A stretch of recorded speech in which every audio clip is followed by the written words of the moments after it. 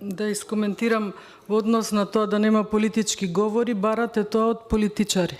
Впрочем, политичко тело е и анкетната комисија што се формираше за овој случај. Ние сме представници на политички партии. Го поздравив присуството на господинот државен јавен обвинител, но не можам во неколку работи да се согласам. Прво, кажавте дека сте започнале активизам, средби, не знам, со косовско обвинителство и така натаму. Многу битно прашање, барем за овој случај, кога? Затоа што овде ден е прашање на животи, затоа што самиот сите сведочиме, односно сите сознанија кажуваат на тоа дека луѓе, јас кажувам, биле убивани, јас имам таа слобода да кажам. Биле убивани класично, не им била давана соодветна терапија. И сега велите, јас сум побарала да има притвор. Не, јас не побарав. Јас прашав дали не требаше да има притворени по овој грозоморен случај, затоа што им оставивме добар временски период за тие да можат да манипулираат со докази. Доказите, јас не знам дали сте вие толку специализирани да можете да ги барате по гробиштата, доказите се на документите. Документите се во клиника за радиотерапија и онкологија. Ако ништо друго, јас не сум правник и нема воопшто да се срамам и ако погрешам.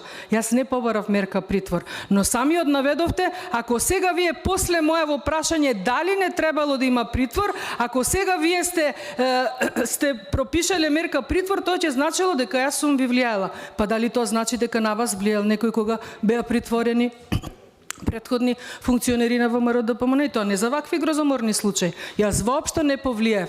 Ниту ве прашав, ниту ви реков да притворате. Прашав дали не требаше да има притворени за случаев. Од страв дека може да се прикријат дела, а најмногу дека и периодов додека вие ги собирате документите, фактите, доказите, може повторно да се случи некое злодело. Кој за тоа ќе ни гарантира? Знаеме дека ова е навистина специфичен случај.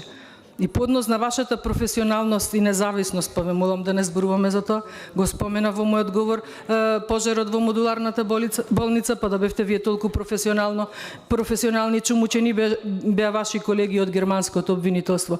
И прв вие требаше да реагирате зошто не се постапило по тој извештај на јавно обвинителство. Срамота е во една држава 30 години самостојна, вакви сериозни институции да реагираат откако ќе изреагира јавноста, откако ќе изреагираат медиуми или свиркачи. Срамота е. Самите колеги овдека се согласивме, кажуваа, сведочеа, за ова се зборувало наназад години. Што се правело тогаш? Што се правело години наназад? Требаше ова да стане алармантно, да му нема решение, да му нема излез, веќе пациентите да зборуваат за тоа, па да реагира јавно обвинителство. Јас не побарав од вас да вршите притвор. Прашав дали немаше потреба од притворање. Знаеме кои се одговорни на таа институција и знаеме што можеа за периодот, официјалниот извештај во април објавен на веб страната од 2 септември, да речеме.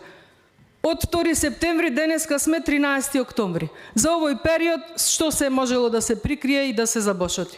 Јас воопшто не ве наведов на притвор, туку со вашиот исказ мене ме наведувате дека вас некој политички ви вршел влијание да вие ги притворате претходните кои што ги притворавте, кои што повеќе имаат во притвор одлежано отколку што може би казните им стаса. Така да нема потреба со мене вие политички да дебатирате, бидејќи вие сте јавен обвинител и вие овде треба да одговарате пред пратениците, како што одговарате, и уште еднаш ќе ви се заблагодарам најискрено што имавте чест и доблест денес да дојдете. Ние ништо не бараме повеќе од вас што вие не можете согласно законот и вашите надлежности да го кажете, но сте свесен и како човек, затоа се повикав на човечката компонента. Сите како човек на ова емотивно реагираме. Овде некој играл со здравјето на луѓето и немојте ве молам да ми кажувате дека држам политички говор.